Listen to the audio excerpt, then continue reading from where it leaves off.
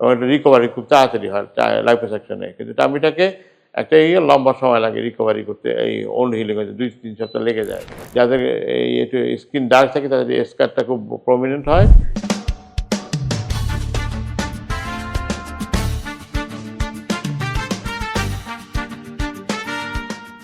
আসসালামু আলাইকুম, সবাইকে নতুন বছরের শুভেচ্ছা দিয়ে শুরু করছি। আমি সৈয়দ শামসুদ্দিন আহমদ, বার্ন এবং প্লাস্টিক সার্জারি ইউনিটের সাবেক বিভাগীয় প্রধান এবং অধ্যাপক। আজকে আমি কমন কসমেটিক সার্জারি এবং গাইনোকোলজিক্যাল সার্জারি নিয়ে, gynaecological cosmetic surgery, obstetrical cosmetic surgery নিয়ে প্রবলেম নিয়ে কথা বলবো এবং এদের একটা চিকিৎসা পদ্ধতি নিয়ে একটা গাইডলাইন দিয়ে যাব। আজকে কমন অবস্টেট্রিক্যাল প্রবলেমের মধ্যে একটা হলো গিয়া সিজারিয়ান সেকশন করার পরে দেখা যায় ওইখানে ইনফেকশন হয়ে যায়, ইনফেকশন হয়ে একটা অনডেশন হয়। সেখানে আমরা অনেক সময় তাড়াতাড়ি এটা অপারেশন করে ফেলে দিয়ে টামিটাকে টামিটাকে অপারেশন করলে আরও ইয়ে হয়ে যায়। তারপর আরেকটা আমলিক্যাল হার্নিয়া বা হার্নিয়াও এখানে ডেভেলপ করতে পারে। আর বারবার প্রেগনেন্সি যে মাসেল ল্যাক্সেশন হয়, মাসেল থিনিং হয়ে যায় এবং এখান থেকে দেখা যায় অনেক সময় হার্নিয়া হয়। তখন মাসেল রিপেয়ার করে, প্লাইকেশন করে রিপেয়ার করে এবং অ্যাবডোমিনাল টামিটাক করে করা। এরপর আরেকটা আছে ব্রাজিলিয়ান বার্ড। অনেক মেয়েরা চায় যে বার্ডটা একটু বড় থাকুক, বার্ডটা ছোটো। তখন আমরা অতিরিক্ত পেটটা জমা হয় অতিরিক্ত পেটে রেখে, তখন অতিরিক্ত পেটের থেকে এবং হাতের থেকে পেটটা নিয়ে আমরা ব্রাজিলিয়ান বার্ডের মধ্যে গ্লুটিয়াস ম্যাক্সিমাসের এখানে আমরা দিয়ে দিই, বার্ডটা সুন্দর লাগে।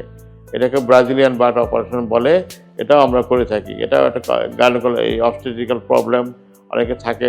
অবস্টেট্রিক্যাল যে টামিটাক অপারেশনের সুবিধা যে বাচ্চা হওয়ার পরে যে দাগ থাকে সেই দাগগুলি চলে যায়। টামিটাক অপারেশনে 3 in 1, আর ফ্যাট কমে প্লাস এবং স্লিম হয়ে যায়, তিনটা একসাথে।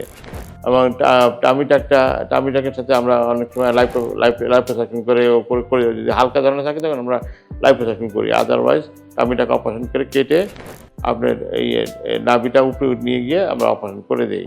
উপরে লাইপোসাকশন করি আর নিচের একটা লাইপেক্টমি করে দিই।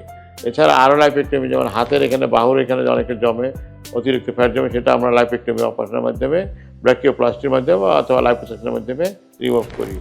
এবং চিনেও অনেক সময় ফ্যাট জমে, সেটাও ফ্যাটটা আমরা লাইপোসাকশনের মাধ্যমে। লাইপোসাকশন একটা প্রসিডিউর, যেখানে ক্যানুলা 3 to 4 পয়েন্ট ক্যানুলা দিয়ে আমরা আগে টামিসেশন ফ্লুইড দিয়ে দিই, ফ্যাটটা গলে যায়, তারপর আস্তে আস্তে মেশিনে বের করে নিয়ে আসি এবং এটা রিকভারি খুব তাড়াতাড়ি হয় লাইপোসাকশনে। কিন্তু টামিটাকে একটা লম্বা সময় লাগে রিকভারি করতে, এই ওন্ড হিলিং হতে 2-3 সপ্তাহ লেগে যায়। সেই জন্য একটু টামিটাক অপারেশনের জন্য আমরা লম্বা রিকভারি পিরিয়ড দরকার পড়ে।